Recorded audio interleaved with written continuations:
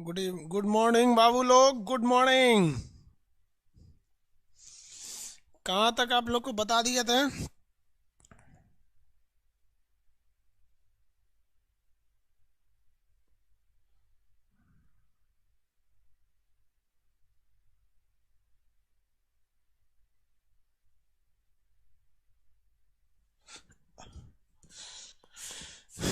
इतना सही है ना रोशनी? मेरे आंख पे पड़ रहा है इसलिए नीचे वाला बंद कर दिया।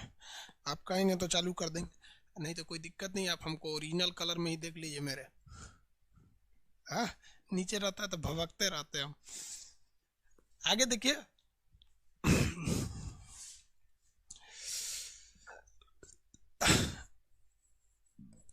भाग 9 बताए थे आपको, भाग 9 का क बता दिए थे, भाग 9 का ख बता दिए थे, भाग 10 बता दिए थे, भाग 11 बताना आज, पीडीएफ नहीं दिए थे।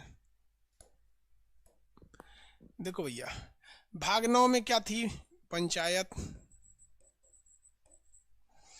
आर्टिकल 243 का क ख ग घ आगे था उसी में ये नगर पंचायत। ये भी 243 के ओ से लेके आगे तक था। ख में क्या था? कोऑपरेटिव, सहकारी। ये सब 243 में थे, सब आगे पीछे उसी में। इसमें क्या था? अनुसूचित क्षेत्र, अनुसूचित क्षेत्र 244 में थे, 244 में था ना। अब आपको बताना है भाग संख्या 11। भाग संख्या 11, centre state relation. Centre state relation. अब ये तो आएगा 245 से और जाएगा 263 तक। 245 से 263 तक ये बड़ी इंपॉर्टेंट है। पीडीएफ नहीं है बाबू, पीडीएफ दे देंगे, कोशिश करेंगे कल पीडीएफ आप लोग को दे दिया जाए। पीडीएफ अपलोड कर देते ससुरा सब। ये बीएसएनएल वालों का वाईफाई इतना खराब है यार, हम क्या बताएं। हमको एक हफ्ता डिस्टर्ब कर दिया क्लास आप लोग का। चलिए इसको स्टार्ट किया जाए। प्रिंटेड पीडीएफ, ठीक है। सोनू चौधरी बोल रहे हैं सर, आप रात में आप मेरे सपने में आके पॉलिटी पढ़ा रहे थे, सबसे मस्त है यार आपका। सपने में एडमिशन भी नहीं लेना रहता। सेंटर स्टेट रिलेशन रेडी किया जाए। आप कितने लोग बता सकते हैं कि भाग 10 में अनुसूचित जनजाति की चर्चा है या एस जाति की चर्चा है? भाग 10 में एससी की चर्चा है या एसटी की चर्चा है? भाग 10 में एससी की चर्चा है या एसटी की चर्चा है? आंसर दो यार।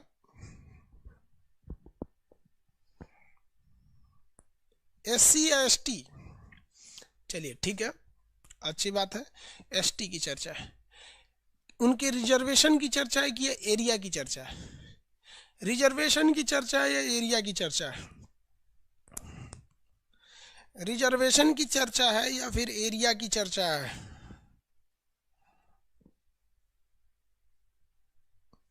रिजर्वेशन या एरिया, किस चीज की चर्चा है? एरिया की चर्चा है। अब आप बताएं तो हम आपसे एक क्वेश्चन पूछते हैं। अगर सेंट्रल गवर्नमेंट ने कोई कानून बनाया कि हर राज्य से, कोई स्टेट के हैं, आपसे इतना टैक्स वसूला जाएगा, क्या सेंट्रल गवर्नमेंट या स्टेट गवर्नमेंट का कानून हु बहू अनुसूचित क्षेत्र यानी शेड्यूल्ड एरिया, जिसे आर्टिकल भाग 10 में रखा गया है, उस एरिया में लागू होगा? क्या संसद द्वारा या किसी स्टेट द्वारा बनाया गया कानून, सेंटर द्वारा या किसी स्टेट द्वारा बनाया गया कानून वहां पर हु बहू लागू होगा? कितने लोग बता सकते हैं लागू होगा या नहीं? यस या नो? मान के चलिए कोई एरिया है, मेघालय का मिकीर एरिया है, क्या वहां पर सेंटर या स्टेट का बनाया गया कानून हु बहू लागू होगा या नहीं होगा? बताइए यस या नो करके। 70% कह रहा है अरे नो, लागू नहीं होता है। वो राष्ट्रपति डिसाइड करेंगे कि यहाँ कितना एरिया लागू होना चाहिए। इसके लिए कुछ कमोबेश, मतलब समझिए वो एक तरह से समझिए आपके देश में ना वो चौथा स्टेट है। जैसे सेंट्रल गवर्नमेंट होता है, एक स्टेट गवर्नमेंट होता है, एक यूनियन टेरिटरी होता है, वैसे ही वो आपका अलग स्टेट समझिए कि वो शेड्यूल स्टेट है, वो शेड्यूल एरिया है, शेड्यूल एरिया है। तो ये तो समझ में आ गया आपको। अब हमको मेनली आपको समझाना है भाग 11। क्या समझाना है भैया? भाग 11। भाग 11 में क्या समझाना है? भाग 11 में समझाना ये है कि इसमें सेंट्रल और स्टेट गवर्नमेंट की रिलेशन की चर्चा है। 255 से चालू होता है, 263 तक जाता है। 255 से जाता है, 263 तक जाता है। सेंट्रल गवर्नमेंट और स्टेट गवर्नमेंट में दो तरह के रिलेशन होते हैं। सेंट्रल गवर्नमेंट में और स्टेट गवर्नमेंट में कितने तरह के रिलेशन होते हैं? दो तरह के रिलेशन होते हैं। हम तो कहते हैं भैया तीन तरह के रिलेशन होते हैं। देखिए, पहला रिलेशन होता है विधायी संबंध। विधायी संबंध यानी लेजिस्लेटिव, लेजिस्लेटिव रिलेशन। दूसरा होता है आपका प्रशासनिक संबंध, एडमिनिस्ट्रेटिव रिलेशन, एडमिनिस्ट्रेटिव रिलेशन। और तीसरा होता है वित्तीय संबंध, फाइनेंशियल रिलेशन। कितने टाइप के रिलेशन होते हैं सेंट्रल गवर्नमेंट स्टेट गवर्नमेंट के? भैया ऐसा नहीं होता कोई स्टेट ने गवर्नमेंट, पता चला सेंट्रल गवर्नमेंट ने एक विधायी, विधायी मतलब क्या होता है? कानून। अरे विधायी का मतलब कानून समझता है ना भाई, शुरू से पॉलिटी पढ़ा है ना। अब कोई ये गधा बोले कि सर विधायी का मतलब क्या होता है, यार गधों कानून होता है। अगर ऐसा कोई बोलता है ना तो जाके कोई खंभा वंभा में अपना मुड़ी लड़ा के मर जाओ, अगर तुम्हें ये नहीं पता है विधायी या कानून। अब जैसे समझिए सेंट्रल गवर्नमेंट ने जीएसटी लगाया, ममता बनर्जी कहेगी हम नहीं लगाएंगे जीएसटी, तो क्या होगा? तो कुछ ऐसे संबंध हैं जो कानून से रिलेटेड है, जो वो कानून बना दिया आप मानिएगा, कुछ ऐसे चीजें आप बना देंगे वो नहीं मानेगा। समझ में आ रहा है कि नहीं आ रहा है? किसी को कोई दिक्कत है? तो ये हो गया विधायी शक्ति। प्रशासनिक शक्ति में क्या होता है भाई? एडमिनिस्ट्रेशन कैसे होगा? जैसे यूपीएससी का एग्जाम सेंट्रल गवर्नमेंट लेती है, उसका डीएम एसपी आके आपके यहाँ राज करता है। वित्तीय शक्ति, टैक्स आप वसूल के उसको दे देते हैं, वो रख लेता है अपने पास। तो ये सारी शक्तियों के बारे में पढ़ना है आपको, पता है? इसके बारे में आपको पढ़ना है आर्टिकल 205। अरे भैया 55 से नहीं ना होगा, 245 से होगा ये, 245 से होगा। कहाँ से होगा? 245 से। 244 पे तो खत्म ही किए थे, 245 पे हो जा लोग। तो इसमें जो विधायी शक्ति का अधिकार है 245 से शुरू होकर 255 तक जाता है, और जो प्रशासनिक अधिकार है वो 256 से चालू होकर 263 तक जाता है। यानी ये दोनों भाग 11 में ही आ जाते हैं। लेकिन दिक्कत जानते हैं क्या आता है? वित्तीय शक्ति को आपको पढ़ना है भाग 12 में। भाग 12 में इतना तो आपको पता चल गया कि आज के क्लास में आपको भाग 11 जब हम पढ़ाएंगे तो स्टार्ट करेंगे विधायी शक्ति से। जब विधायी शक्ति समझ में आ जाएगी तो प्रशासनिक शक्ति समझ में आ जाएगा, और जब ये दोनों कंप्लीट हो जाएगा तब भाग 12 में पढ़ेंगे। तो क्या इस भाग 11 में हमें कोई जीएसटी या कोई टैक्सेशन या वगैरह पैसा से रिलेटेड चीज देखने को मिलेगा? नहीं देखने को मिलेगा, क्योंकि वो वित्तीय शक्ति में आते हैं, वो भाग 12 में चले जाएंगे। तो हम लोग स्टार्ट करते हैं कौन सा चीज भैया? भाग 11, सेंट्रल और स्टेट यानी केंद्र और राज्य संबंध, 245 से लेकर 263, यानी पहला 10 अनुच्छेद 245 से 255 वित्तीय अधिकार, विधायी शक्ति के बारे में बताएगा। और उसके बाद प्रशासनिक वाला आज हम लोग क्या पढ़ लेंगे? ये वाला पढ़ लेंगे। तो चलिए 245 से स्टार्ट करते हैं। आर्टिकल 245, 245। आर्टिकल 245 क्या कहता है? आर्टिकल 245 तीन लोगों को अधिकार देता है। कहता है कि भैया संसद कानून बना सकती है पूरे देश के लिए, विधानमंडल बना सकती है राज्य के लिए, इसके अलावे संसद को एक और पावर है। संसद को क्या एक और पावर है? आप बताइए तो बिहार की गवर्नमेंट,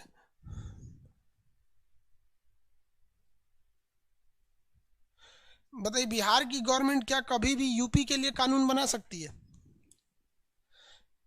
बताइए तो बहू, बिहार की गवर्नमेंट क्या यूपी के लिए कानून बना सकती है?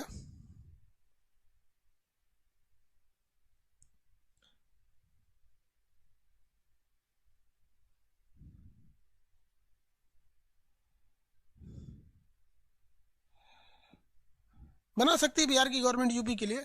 नहीं। तो देखिए, संसद कानून कहाँ बनाती है? देश में। देश में। विधानमंडल उस स्टेट में। इसके अलावे संसद को एक और दिया गया है कि विदेश में भी कानून बना सकती है।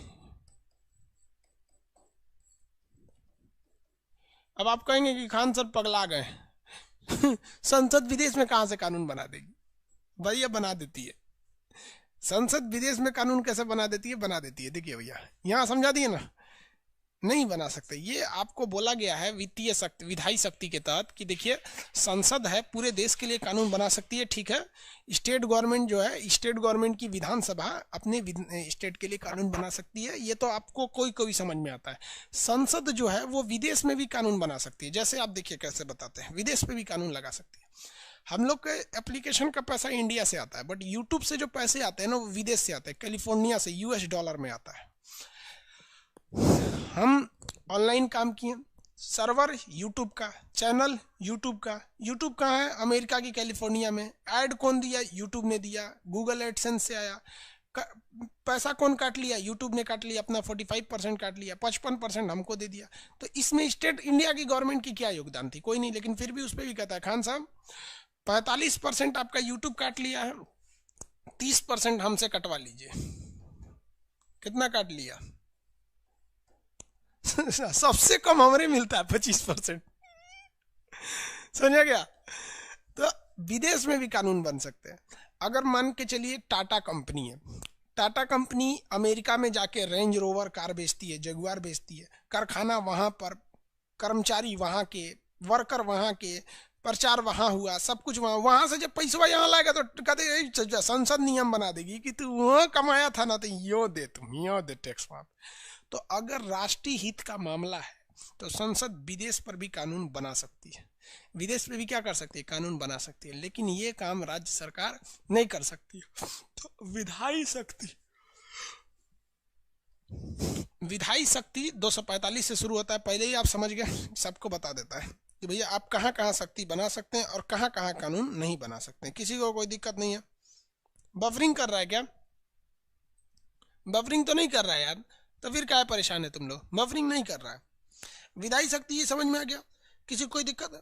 लेकिन आर्टिकल आता है 246, इसमें कहा गया है कि ससुरा विवाद न हो जाए, इसलिए विषय का बंटवारा कर दिया गया है, सब्जेक्ट बना दिए गए हैं, विषय यानी लिस्ट बना दिया गया है कि आप कहाँ कानून बनाएंगे, आप कहाँ कानून बनाएंगे। इसमें लिस्ट संख्या A है, लिस्ट संख्या B है और लिस्ट संख्या C है। कितने लिस्ट है? 3 लिस्ट। एक लिस्ट को कहते हैं संघ सूची।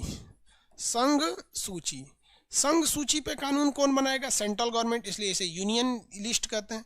दूसरा है राज्य सूची, स्टेट लिस्ट, इसमें कानून कौन बनाएगा? राज्य सरकार बनाएगा। एक है समवर्ती सूची, समवर्ती सूची, भैया इस पे दोनों मिलके कानून बना देंगे। अब आप बताओ भैया, संघ सूची में कानून कौन बनाएगा? तो भैया देखिए, जो मामले देश हित के होते हैं उसे संघ सूची में डाल दिया जाता है और कहा जाता है इस पर कानून बनाएगी सेंट्रल गवर्नमेंट। Central government. जो मुद्दे राज्य हित के होते हैं उसे हम लोग राज्य सूची में डाल देते हैं, कहते हैं इस पे कानून बनाएगी स्टेट गवर्नमेंट। और जो मुद्दे जनता के लिए होती है, जनता की भलाई के लिए होती है, उसे डाल दिया जाता है, इसमें कहा जाता है इसमें सेंट्रल और स्टेट दोनों कानून बनाएंगे, सेंटर और स्टेट दोनों कानून बनाएंगे। तो यहाँ तो ये बोल दिया कि भैया संसद देश के लिए कानून बनाएगी, विधानमंडल राज्य के लिए बनाएगी, संसद को अधिकार है कि विदेश में भी कानून बना सकती है भारतीयों पे जो भारत के फायदे के लिए होंगे।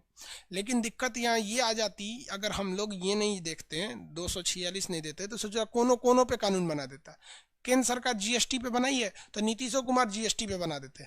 उधर ममता बनर्जी कहती हमारा अलग GST रहेगा, Bengal GST, BGST, Bengal GST। उधर शिवसेना कहते MGST, महाराष्ट्र GST, रद्द कर देता सब। इसलिए कह दिया गया है कि देख भैया, फिक्स कर दिया गया है कि संघ सूची में 100 विषयों को रख दिया गया। कहा गया ये 100 विषय ऐसे हैं जो देश के लिए जरूरी हैं और इस पे सेंट्रल गवर्नमेंट ही कानून बनाएगी, राज्य सरकार टुकुर टुकुर देखेगी। जैसे नोटबंदी, जैसे बैंकिंग का नियम, जैसे रेलवे, जैसे सेना, वायुसेना, पोस्ट ऑफिस, क्या बिहार का पोस्ट ऑफिस अलग है, राजस्थान का अलग, मध्य प्रदेश का अलग? नहीं, ये देश के लिए जरूरी है, ये उन्हीं को देखना है। वायुयान, एयरपोर्ट अथॉरिटी, ये सब सेंट्रल गवर्नमेंट रख ली है। तो 100 ऐसे सब्जेक्ट हैं जो देश के लिए सही थे, उस पर कानून बना दिए। अब इस पे राज्य सरकार तो कभी फड़फड़ाएंगे ही नहीं, फड़फड़ाएंगे। समझ में आएगी नहीं आ गया? अब स्टेट वालों ने कहा कि भैया हमें भी कुछ शक्ति दे दीजिए। तो स्टेट वालों को क्या दिया गया था भैया? इन्हें भी शक्ति दिया गया। इन्हें शक्ति दिया गया था 66 विषय पर। कितने? 66 सब्जेक्ट पे शक्ति दिया गया था, 66 विषय पर, जो घटाकर बाद में 61 कर दिया गया।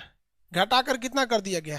61 कर दिया गया। पहले ये कानून कितने विषय पे बना सकते थे? 66, लेकिन बाद में इसे 61 कर दिया गया। क्यों? तो आप कहेंगे कि सर बवाल तो हुआ होगा जब इसे 66 से घटाकर 61 किया गया होगा, तो जेन्युइन है कि राज्य सरकार के अधिकार को छीना गया। जो राज्य सरकारें पहले 66 विषय पर कानून बना सकती थी, अब केवल 61 पे बनाएंगी, यानी इनसे 5 अधिकार छीन लिया गया। अब 5 अगर सेंट्रल को दे देंगे तो खुला दुश्मनी हो जाएगा कि भैया तुम हमसे अधिकार छीन के अपने पास ले रहे हो। तो कहा गया कि देखो भैया हम दुश्मनी नहीं ले रहे हैं। दुश्मनी क्यों नहीं ले रहे हैं? कि जो ये आपकी समवर्ती सूची थी, इसमें 47 विषय थे पहले, इसको बढ़ा के कह दिया गया 52। क्या कर दिया गया? 52। यानी जो पहले केवल राज्य सरकार के पास था, उसको संशोधन करके कहाँ उठा दिया? समवर्ती में। इसमें कहा गया है कि सेंट्रल और स्टेट दोनों कानून बनाएगी। जैसे जंगल विभाग, वन विभाग, पहले वन विभाग की जिम्मेदारी किसकी थी? राज्य सरकार की। राज्य सरकार छोड़ देती थी, जंगल कट रहा है, कोई दिक्कत नहीं है, तो उसे उठाकर किस में भेज दिया गया? समवर्ती में। अब सेंट्रल गवर्नमेंट भी जंगल पे कानून बना देती है, राज्य सरकार भी बना देती है। स्वास्थ्य, एम्स सेंट्रल गवर्नमेंट का है और पीएमसीएच मतलब या स्टेट हॉस्पिटल राज्य सरकार की है। शिक्षा, इलाहाबाद यूनिवर्सिटी सेंट्रल गवर्नमेंट की है, और आपकी छोटी मोटी यूनिवर्सिटी जैसे पटना यूनिवर्सिटी है, दरभंगा यूनिवर्सिटी है, और छोटे मोटे यूनिवर्सिटी वगैरह होते हैं, गोरखपुर यूनिवर्सिटी हो गई, ये सब यूनिवर्सिटी छोटी होती हैं सब। तो ये सेंट्रल गवर्नमेंट से हटा के स्टेट गवर्नमेंट को, मतलब ये इस पर दोनों कानून बना सकते हैं। आप बताइए कि अगर कहीं भी संविधान में ये जो 5 विषय कम किए गए थे, स्टेट गवर्नमेंट से काट लिए गए थे, और वो 5 विषय से काट के 66 से घटा के 61 किया गया था, अगर हम इसे दे देते सेंट्रल गवर्नमेंट को, इसे दे देते सेंट्रल गवर्नमेंट को, तो बवाल हुआ रहता या नहीं हुआ रहता? ये बताइए, यस या नो में बदल दीजिए। भारत में बवाल हुआ रहता है कि नहीं? क्योंकि देश में अब राज्य सरकार की 5-5 शक्तियां छीन के अपने पास रख ली हैं। क्या बवाल होता या नहीं होता? क्योंकि हर स्टेट में अलग अलग पार्टियों की सरकार होती है, कोई जरूरी नहीं कि हमेशा उसी की सरकार हो। बवाल होता या नहीं? सब कह रहा है यस सर बवाल होता, एकदम बवाल होता। देखिए एकदम बवाल होता। आप सबको एक रास्ता बताते हैं। जिंदगी में आप लोग के सामने ऐसी बहुत सारी परिस्थितियां आएंगी जहां आपको सामना करना पड़ेगा कठिन परिस्थितियों का, लेकिन आप एक समझदारी ये दिखाइएगा कि अपने आप को शांत रखिएगा और ऐसा काम कीजिएगा कि सांप भी मर जाए लाठी भी न टूटे। आपको पता है, ये ध्यान से, समवर्ती सूची में कहा गया है कि भले इस पर कानून बना देगी स्टेट गवर्नमेंट और सेंट्रल गवर्नमेंट दोनों, लेकिन अगर एक ही टॉपिक पर दोनों ने कानून बना दिया, सेंटर ने भी बनाया स्टेट ने भी बना दिया, समझ में आ गया कि नहीं आ गया, तो जो सेंट्रल गवर्नमेंट ने बनाया है उसका वैल्यू ज्यादा रहेगा, स्टेट वाले को नकार दिया जाएगा। इसका मतलब ये हुआ कि सेंट्रल गवर्नमेंट ने इन 5 विषयों को इसमें से हटाकर इसमें डाल दिया, तो राज्य सरकार झगड़ा भी नहीं कर पाए और केंद्र सरकार की मनमानी भी चल जाएगी। अगर राज्य सरकार ने कानून बना दिया कि मैट्रिक में किसी को फेल नहीं किया जाएगा, क्योंकि शिक्षा को उठा के इसमें डाला गया है समवर्ती सूची में, मैट्रिक यानी 10th के इस एग्जाम में किसी को फेल नहीं किया जाएगा, राज्य सरकार ने नियम बना दिया। सेंट्रल गवर्नमेंट ने कहा कि नहीं ये नियम गलत है, दुनिया में लोग हंसेंगे कि यहाँ तो मैट्रिक पढ़ो ना पढ़ो पासे हो जाते हो, तो वो क्या करेगा, शिक्षा उसका पता है समवर्ती सूची में, उसने वो कानून बना दे नहीं मैट्रिक में फेल हो जाएंगे, अगर पास नंबर कम रहेगा तो फेल हो जाएंगे। तो नियम किसका लग गया, सेंट्रल गवर्नमेंट का। तो सेंट्रल गवर्नमेंट ने अपनी मनमानी कर भी लिया और राज्य को झगड़ा से बचा भी लिया। समझ में आ गया कि नहीं आ गया, किसी को कोई दिक्कत नहीं, आगे बढ़े। तो ये देश में बंधा हुआ है, किसको क्या करना है सब की औकात फिक्स करके गए हैं सब। जो संविधान बनाने वाले थे राजेंद्र प्रसाद, बाबा साहब भीमराव अंबेडकर, BN राव, ये लोग जो बैठ बैठ के संविधान बनाया था लोग, इन लोग का खोपड़ी नहीं खोपड़ा था, उन्होंने बांध के हाथ बांध के चल गए कि तारा इतने करे के बा बुझाइल, एकरा से ढेर ना। किसी को दिक्कत है तो बोलिए। काहे बफरिंग हो रहा है सर? अरे यार बफरिंग आपका हो रहा होगा, मोनी भारती बफरिंग हो रहा होगा भाई, आपका यहाँ नेटवर्क प्रॉब्लम होगा, हमारे यहाँ तो वाईफाई धकाधक चल रहा है, बफरिंग नहीं हो रहा है। समझ में आ रहा है कि नहीं आ रहा है, किसी को कोई दिक्कत?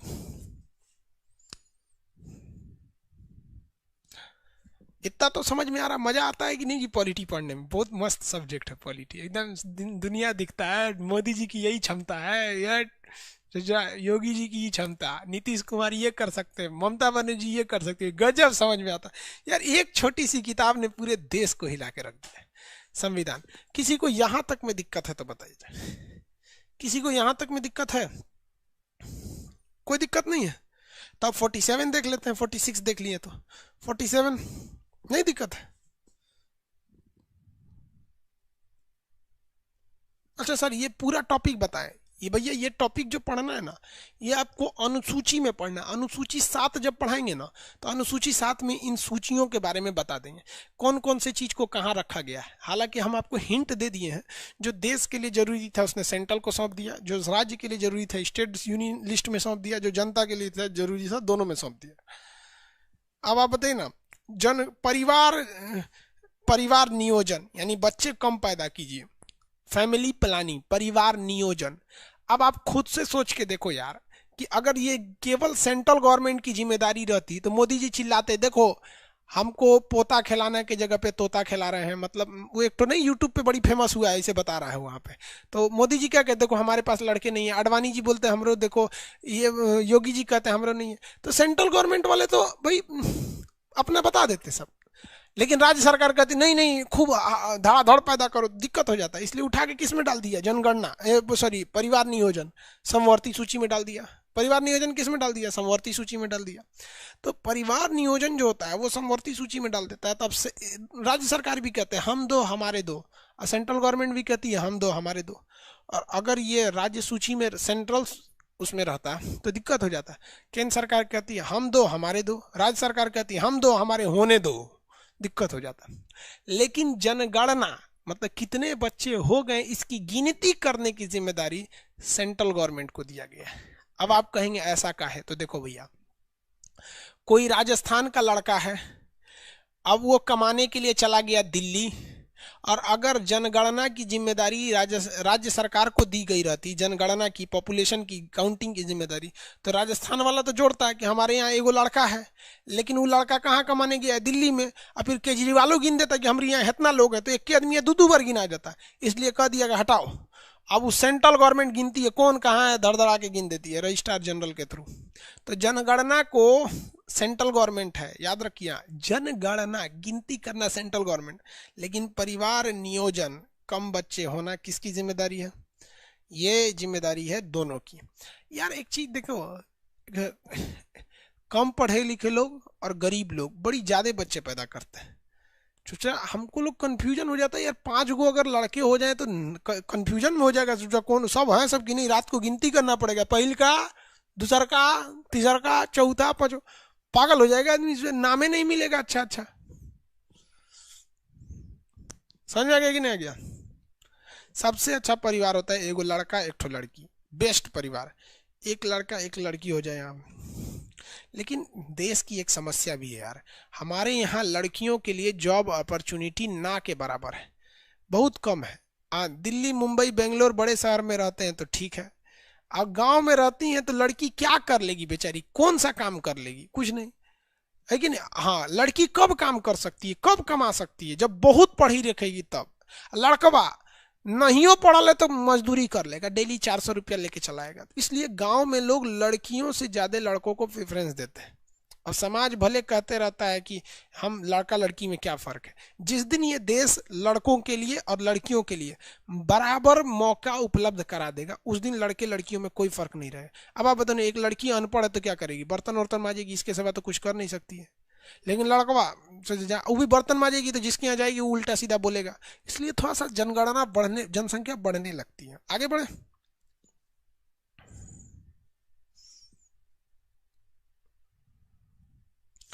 विकास चौधरी बेवकूफ है सर, क्या बोलता है विकास चौधरी? हाँ, लड़का के चक्कर में ज्यादा हो जाते हैं, सही, ये सही बात है भाई। देखो यहाँ पे गांव की मेंटेलिटी हम भी देखें,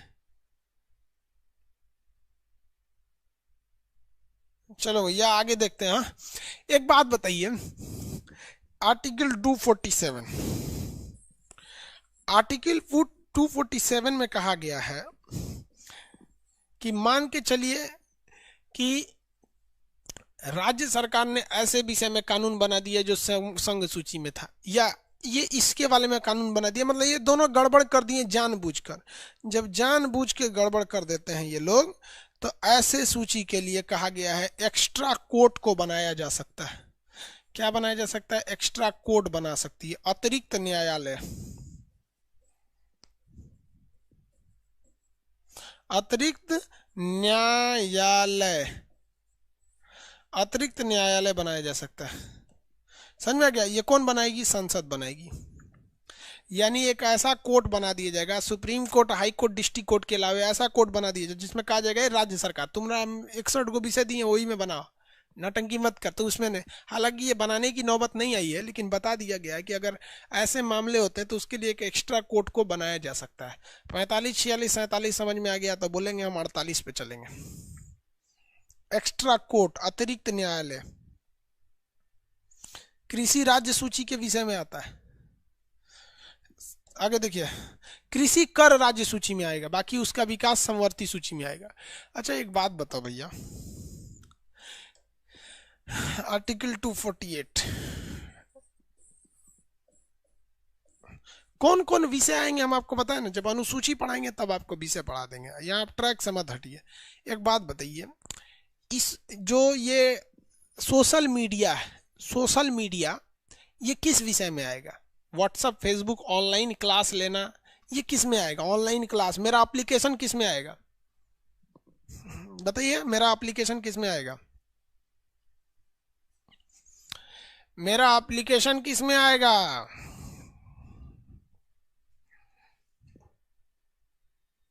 कौन सूची में आएगा? 1, 2, 3 कौन सूची है ना? समवर्ती सूची, संघ सूची।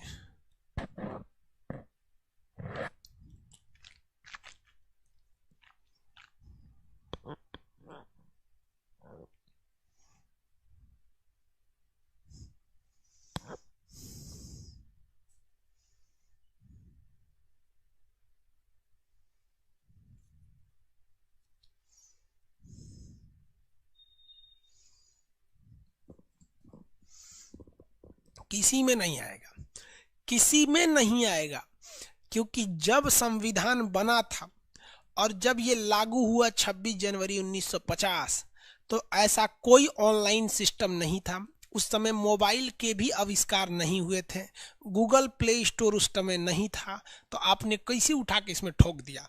इसलिए संविधान वाले इतने पढ़े लिखे थे, उन्होंने एगो खाली लिस्ट सौंप के चला गया जिसका नाम रखा गया रेसिडुअल लिस्ट, अविशिष्ट सूची। अविशिष्ट सूची, रेसिडुअरी लिस्ट, अवशिष्ट सूची। ये कैसी सूची है? ये खाली सूची है।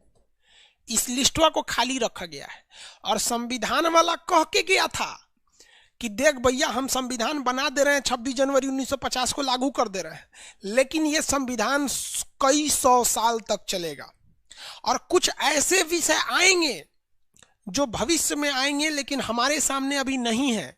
तो जो भविष्य में सिस्टम आएगा, जो उस वक्त आएगा, तो उसके लिए विवाद खड़ा हो जाएगा। राज्य सरकार कहेगी कि ये हमारे अंडर होना चाहिए, केंद्र सरकार कहेगी हमारे अंडर होना चाहिए। तो ऐसे विवाद को सुलझाने के लिए अवशिष्ट सूची बना दी गई है।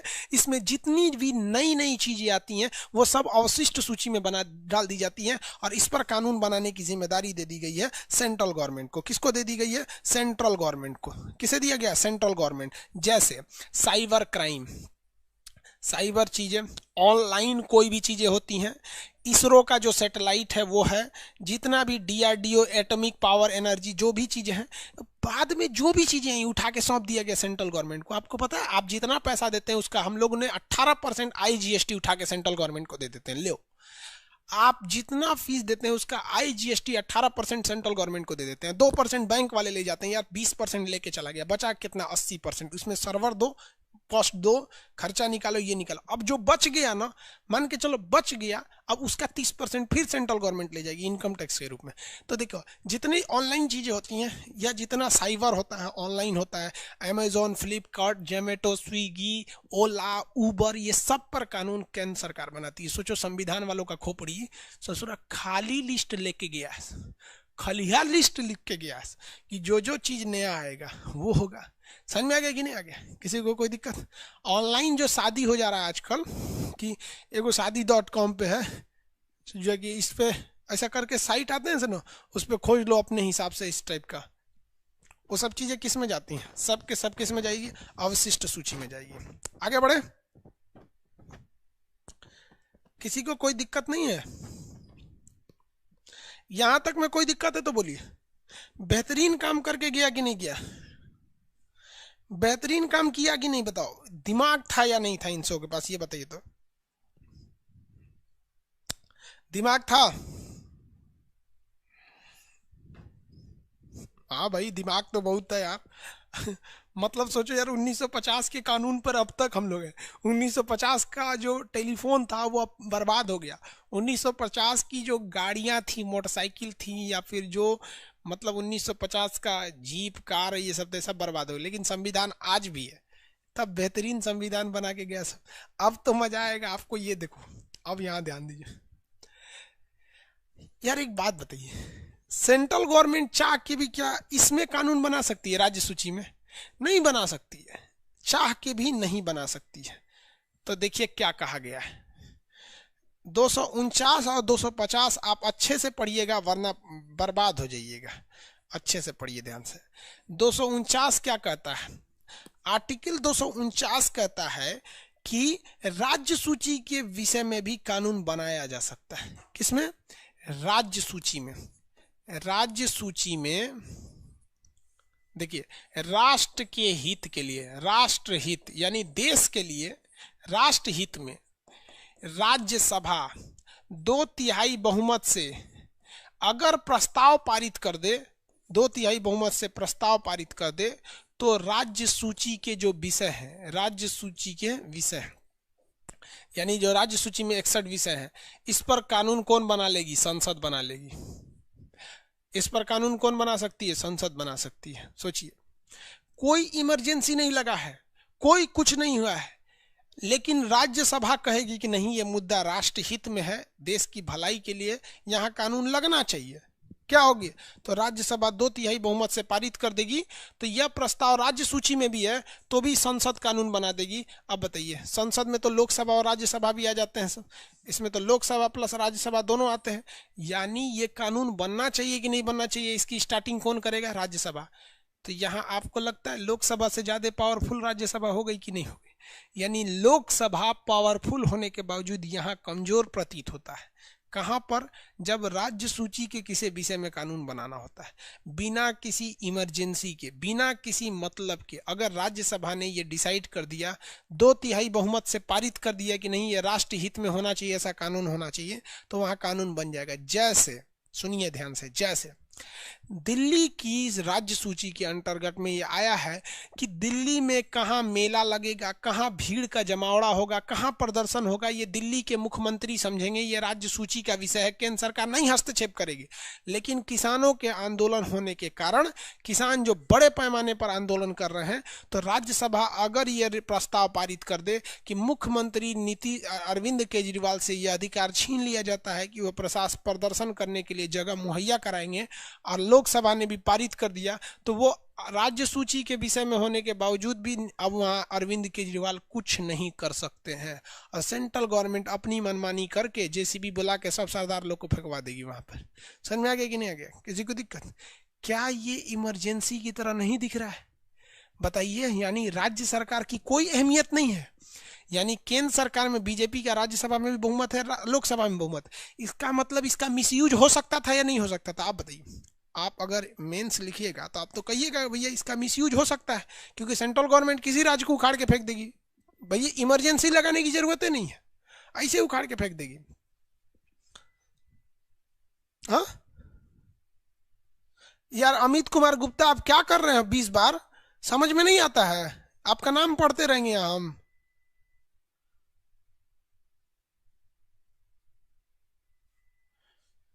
ऐसा हो सकता है, मिसयूज हो सकता है।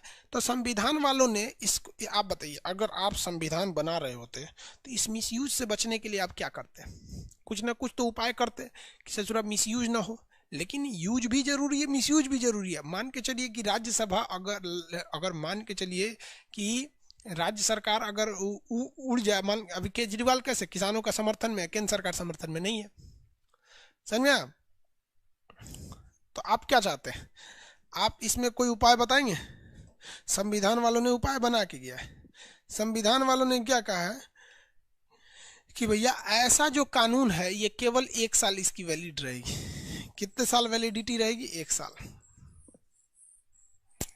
किस तरह से तारीफ किया जाए संविधान वालों का, मतलब मत पूछिए।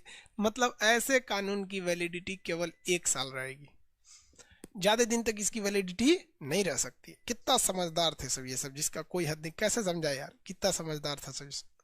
आ 1 साल ही इस कानून की वैलिडिटी रहेगी। अब 250 क्या कह रहा है? 250 कहता है कि आपातकाल में, इमरजेंसी में, आपातकाल में संसद जो है राज्य सूची में कानून बना सकती है। तो ये तो समझ में आता है कि भैया राज्य सूची के जो एक्सेस है, ये तो समझ में आता है कि भैया चलिए इमरजेंसी लगा हुआ है, आपातकाल लगा हुआ है, तो कोई दिक्कत नहीं, इमरजेंसी के पीरियड में संसद जो है राज्य सूची में कानून बना देती। तो ये तो समझ में आता है कि भैया चलो इमरजेंसी में था तब था। इमरजेंसी में तो कुछ भी करो भैया, देश जरूरी होना चाहिए। बाढ़ में गया राज्य सरकार या जनता का मौलिक अधिकार, इमरजेंसी में तो ये तो थोड़ा सा रीजनेबल लगता है कि भैया इमरजेंसी में। लेकिन इमरजेंसी नहीं भी है और राष्ट्र का हित छुपा है तो कर सकते हैं। जैसे किसान आंदोलन कर रहा है और इसी बीच मान के चलिए कि रूस के राष्ट्रपति व्लादिमीर पुतिन आने वाले हैं या कोई और आने वाले हैं विदेशी मेहमान, तो ये किसान घेर के रहेंगे तो दिक्कत हो जाएगा ना। तो राष्ट्र हित को देखते हुए कानून बनाए जाए। इन दोनों में ना बड़ा स्लाइटली अंतर है, बहुत ही कम अंतर है। और ये दसियों बार पूछा गया है उन लड़कों से आईएएस के इंटरव्यू में या उसमें जिनका पॉलिटी ऑप्शनल रहता है कि आप 249 और 250 में अंतर समझ रहे हैं? तो अंतर बड़ा सिंपल है। सिंपल ये है कि हमें राज्य सूची में घुसना है, हमें एंट्री मारनी है राज्य सूची में। लेकिन 249 बिना आपातकाले एंट्री मरवा देता है सेंट्रल गवर्नमेंट को, और 250 आपातकाल लगने के बाद ये एंट्री करा सकता है। समझ में आया कि नहीं आया? 250, 249 और 250 ये क्लियर है आप लोग को? अगर तो यस बोलिए, और अगर क्लियर नहीं है तो नो बोलिए, फिर समझाना पड़ेगा। यस बोलिए अगर आप क्लियर है 249 250 में, तो 249 या 250 में क्लियर है तो यस बोलेंगे, नहीं तो नो बोलेंगे। यार इसका पीडीएफ है आपके पास, जो फ्री पीडीएफ में ना जो लिस्ट है वहां पे भी है। हालांकि ऐसे वो वाला भी दे देंगे, इस तरह से सामान्य भाषा में लिख के भी दे देंगे। यस या नो बोलिए। यस, एक दो नो बोल रहा है सर, ये घोंचू तुम लोग का दिमाग कहीं और था। जो नो बोल रहा है वो ईमानदारी से अगर अपने दिल पे हाथ रख के पूछेगा ना तो उसका ध्यान कहीं और था, किसी के यादों में खोया हुआ था। समझ आ गया? किताबों से प्यार करो यार, बेवफा भी निकलेगी तो मुकद्दर बना के जाएगी। 48 विशिष्ट सूची 49 मतलब राष्ट्र हित का मामला है, लेकिन इमरजेंसी नहीं लगी है तो राज्यसभा क्या करेगा? प्रस्ताव पारित करेगा, तब लोकसभा उसमें कानून बनाएगा। और आपातकाल लगा हुआ है तो कोई प्रस्ताव की जरूरत नहीं है, राज्य सरकार तो वैसे ही खत्म हो जाती है आपातकाल के दौरान। इसमें किसी को कोई दिक्कत है? आगे बढ़ जाए। अब आप देखिएगा संविधान बनाने वालों का खोपड़ी नहीं खोपड़ा देखिए। क्या देखिए? खोपड़ा देखिए। क्या खोपड़ा था उनसों का? दिमाग था ससुरन का, बाप रे बाप, भयानक दिमाग रख लेता सब। उनकी दिमाग इतनी जबरदस्ती कि हम लोग को आज तक पढ़ाना पड़ता है। देखिए यहां 245 में क्या बोला है? 245 में क्या बोला है कि संसद देश के लिए कानून बनाएगी और विधानमंडल राज्य के लिए कानून बनाएगी। तो भैया राज्य सरकार अगर ये कहने लगे कि 245 में हमें ये अधिकार है कि हम अपने लिए कानून बना सकते हैं, तब तो धज्जी उड़ जाएगा इस कानून का। आप जरा देखिए तो थोड़ा ध्यान से। अरे यार तुम कहां से आ रहा है? तब तो इस कानून का धज्जी उड़ जाएगा 249 वाले का। अब मान के चलिए 200 कोई स्टेट है, मान के चलिए एमपी, मध्य प्रदेश में कोई बवाल हुआ है, तो 249 में राष्ट्रीय हित को ध्यान में रखते हुए 249 के तहत केंद्र सरकार ने कानून बना दिया, या आपातकाल को देखते हुए 250 के तहत कानून बना दिया। लेकिन ससुरा मध्य प्रदेश को भी तो 245 के तहत अधिकार है कि वो अपने लिए कानून बना दे। अधिकार है कि नहीं है? अब मान के चलिए केंद्र सरकार कह रही है कि यहां आप आंदोलन नहीं कर सकते हैं, आंदोलन नहीं कर सकते हैं, या आपातकाल में भी कह रही है आंदोलन नहीं कर सकते हैं। लेकिन भैया राज्य के अंदर इस राज्य सरकार को भी तो अधिकार है 245 का। अगर आप कह रहे हैं आंदोलन नहीं कर सकते हैं, तो ये 245 के तहत कह देगी कि नहीं आंदोलन कर सकते हैं। ले भया बवाल, एकदम भयानक।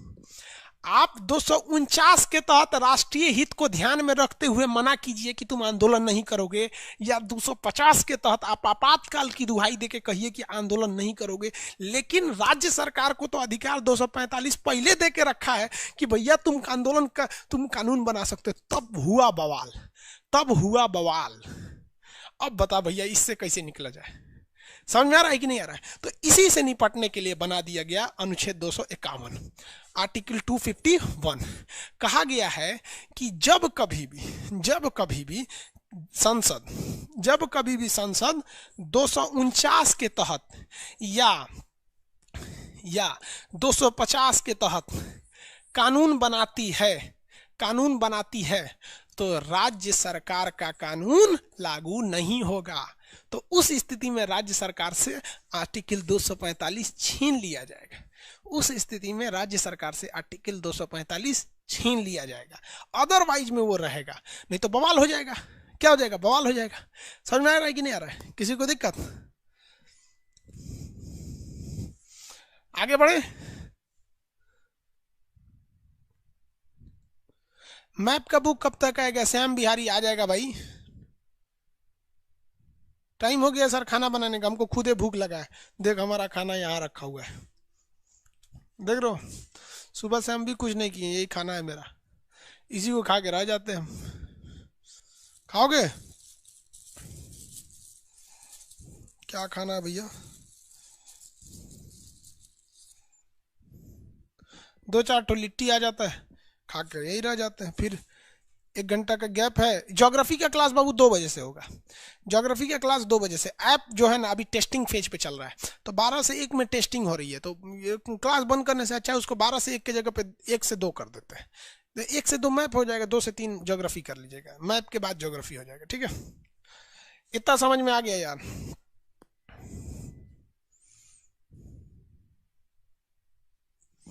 इतना समझ में आया कि नहीं आ गया? राज्य सरकार जो है, देखिए अगर 249 के तहत या 250 के तहत केंद्र सरकार राज्य सरकार पे कोई कानून बनाती है, तो उस कानून के उल्टा राज्य सरकार वहां कानून नहीं बना सकती है। उस कानून के उल्टा राज्य सरकार वहां कानून नहीं बना सकती। ये किस में बोला गया भैया? आर्टिकल 251 में बोला गया। अब आगे का क्लास कल समझेंगे लोग, आगे का क्लास कल होगा। किसी को कोई दिक्कत नहीं? चलिए आगे